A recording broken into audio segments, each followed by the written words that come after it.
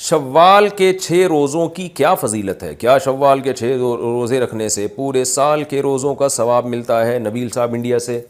جی ہاں، حدیث میں آتا ہے من صام رمضان ثم اتبعہ ستا من شوال کان ذلک من صیام الدہر او کما قال صلی اللہ علیہ وسلم. اور یا دوسری روایت میں یا صحیح الفاظ پورے یوں ہیں فذالک صیام الدہر، تو دہر سے مراد سال ہے.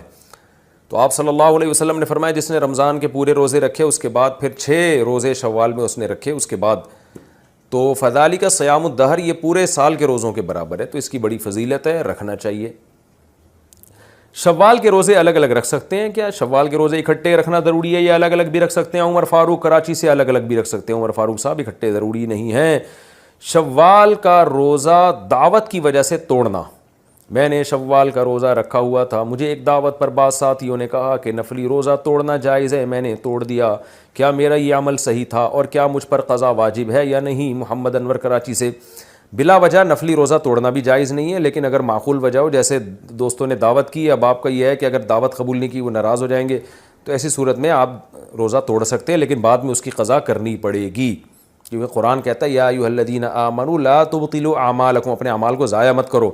تو اب ایک دفعہ رکھ لیا تو اب اس کو ٹھیک ہے، کسی وجہ سے توڑ دیا تو اب بعد میں دوبارہ رکھیں اس کو، واجب ہے وہ. ایام 20 کے روزوں کی فضیلت. ایام 20 کے روزوں کی کیا فضیلت ہے؟ محمد ندیم کراچی سے.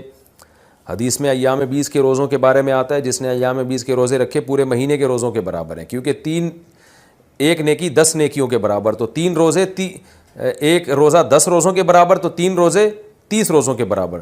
تو یہ فضیلت ہے ایام 20 کی، رکھنا چاہیے.